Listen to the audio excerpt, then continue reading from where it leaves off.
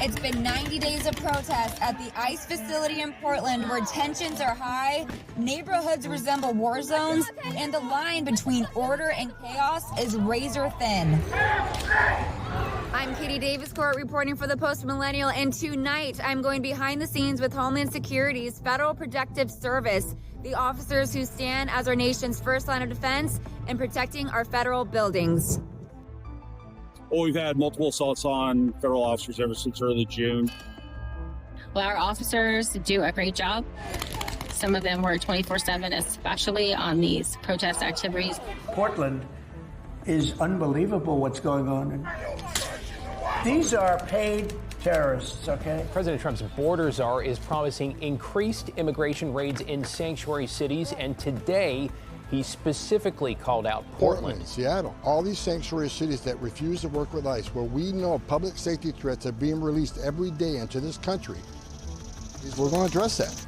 From lockdown perimeters and guillotines to arson attacks and assaults, I'm diving into the unfiltered reality of keeping the peace in one of America's most volatile hotspots.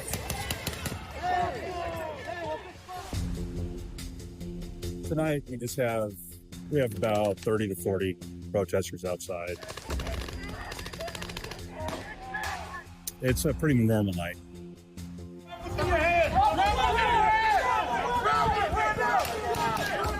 Well, so Federal Protective Service, our mission here is to exactly that, is to protect the federal facility, protect the employees, protect visitors. That's what we've been doing. And tell us a little bit about the protests.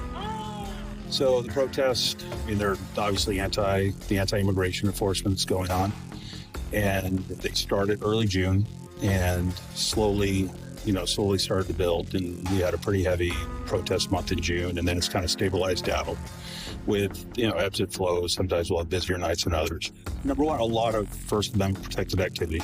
And then occasionally we'll have where it'll not be peaceable and we'll start having illegal activity that we have to, conduct enforcement on.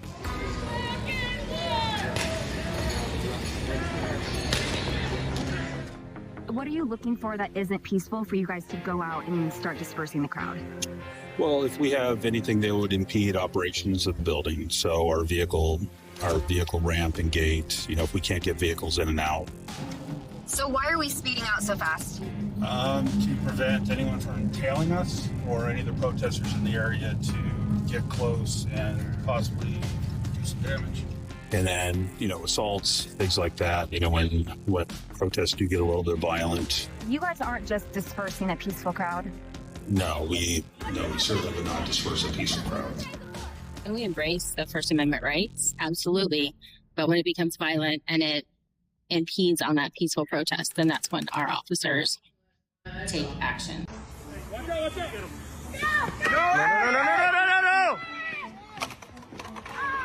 Now, you guys have been dealing with these protests for 4 months now, you said. How's the officers' morale? Overall, morale's good. Obviously it does wear on morale to, pretty much take constant verbal abuse and beratement. That's part of the First Amendment right. We don't have to like what they say, but, that can wear on the officers, being called obscene names, racist names. Oh, racism was a big one. Man, it's, oftentimes we'll pick out, minority officers and they'll get extra attention for verbal abuse. You get that! You get that! Really? Hey, black cops trying to act down for the white cops, man! And so that does wear on people, but unfortunately, it's part of the job. We don't react to it and just, move on and conduct our mission.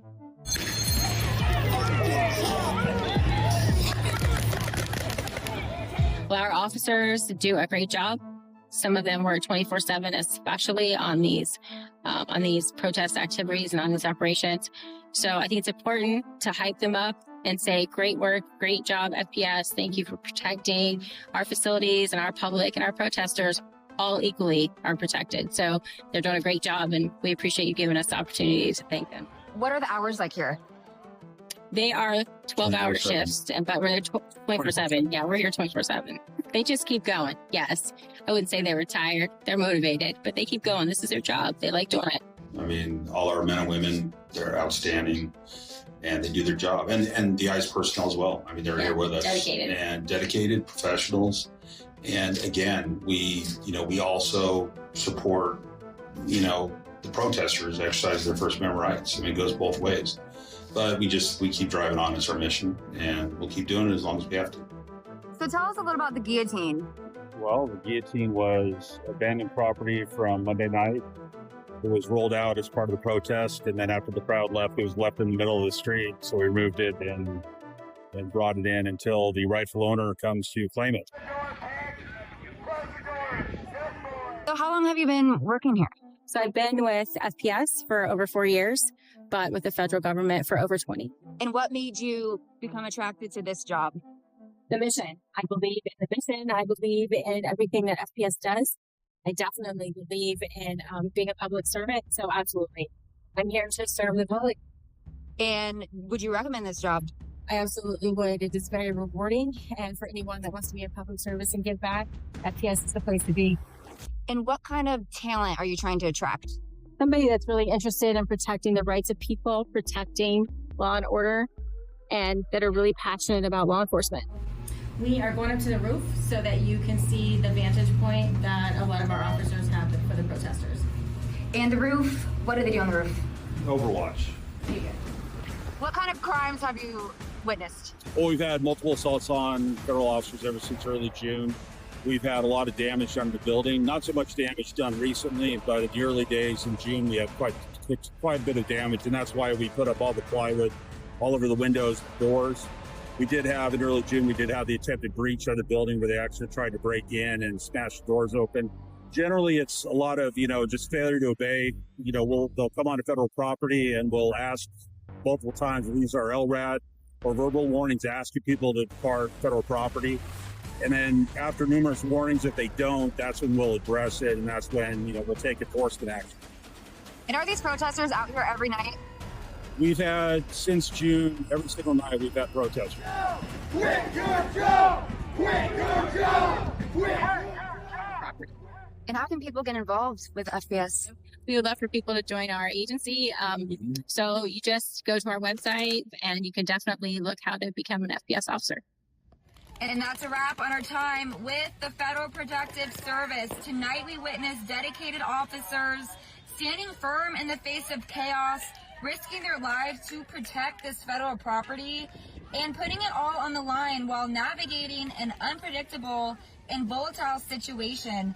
As the protests show no signs of stopping, with demonstrators vowing to continue their stand, this story is far from over. So right now, we are grateful for the bravery we've seen and mindful of the challenges still ahead.